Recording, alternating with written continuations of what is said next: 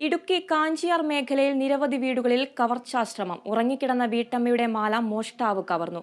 കാഞ്ചിയാർ വെങ്ങലൂർക്കട മേഖലയിലായി 6ഓളം വീടുകളിലാണ് മോഷ്ടാവ് എത്തിയത്.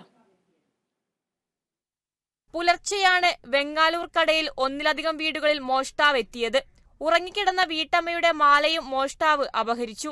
ഇതിനു പുറമെ 3 വീടുകളുടെ വാതിലുകൾ കുത്തിത്തുറന്ന് അകത്ത് കടന്നെങ്കിലും ഒന്നും മോഷ്ടിച്ചിട്ടില്ല. കാഞ്ചിയാർ വെങ്ങലൂർക്കട മേഖലകളിലായി 6ഓളം വീടുകളിലാണ് മോഷണശ്രമം ഉണ്ടായത്.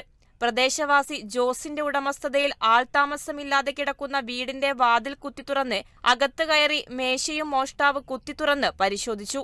ഇവിടെ നിന്ന് ഉപേക്ഷിക്കപ്പെട്ട നിലയിൽ റോൾഡ് ഗോൾഡ് മാലയും കള്ളന്റേതെന്ന് കരുതുന്ന തോർത്തും കണ്ടെത്തി.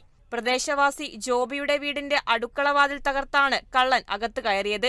ഇത് നേരം വെളുത്ത് ഞങ്ങൾ എഴുന്നേറ്റ് വരുമ്പോൾ 5 മണിയായപ്പോൾ ഞങ്ങൾ എഴുന്നേറ്റ് വന്നപ്പോൾ ഇങ്ങനെ കിടപ്പുണ്ട്. അപ്പം ഞാൻ ജോബിയോട് പറഞ്ഞു, ജോബി ഓടി വാ, നമ്മുടെ കഥ എല്ലാവരും അടിച്ചു പൊളിച്ചെന്ന് പറഞ്ഞു. പ്രദേശവാസിയായ ജോമോന്റെ വീട്ടിലും കള്ളൻ എത്തി പിൻവാതിൽ തകർക്കാൻ ശ്രമിച്ചെങ്കിലും വീട്ടുകാർ ശബ്ദം കേട്ട് ഉണർന്നതോടെ മോഷ്ടാവ് ഓടി രക്ഷപ്പെട്ടു.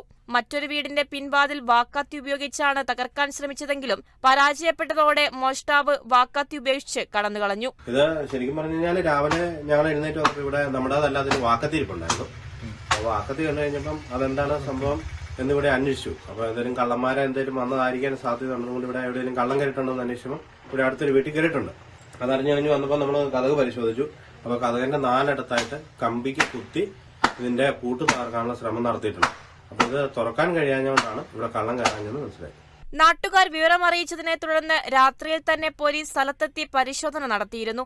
കഴിഞ്ഞ ദിവസം കട്ടപ്പന ആനക്കുത്തിയിൽ ഏലക്കായ സ്റ്റോറിൽ നിന്ന് 300 കിലോ ഏലക്കായ മോഷണം പോയിരുന്നു. ഇതിന് പിന്നാലെയാണ് കാഞ്ചിയാർ മേഖലയിലും മോഷണം. 1 മാസം മുൻപ് മാട്ടുക്കട്ട, സ്വരാജ് ഭാഗങ്ങളിൽ വ്യാപാര സ്ഥാപനങ്ങളിൽ കേന്ദ്രീകരിച്ച് കവർച്ച നടന്നിരുന്നു. എന്നാൽ ഈ കേസിൽ ഉൾപ്പെടെ അന്വേഷണം പ്രഖ്യാപിച്ചിരുന്നുവെങ്കിലും പുരോഗതി ഉണ്ടായിട്ടില്ല. Kerala vision news, Idukki.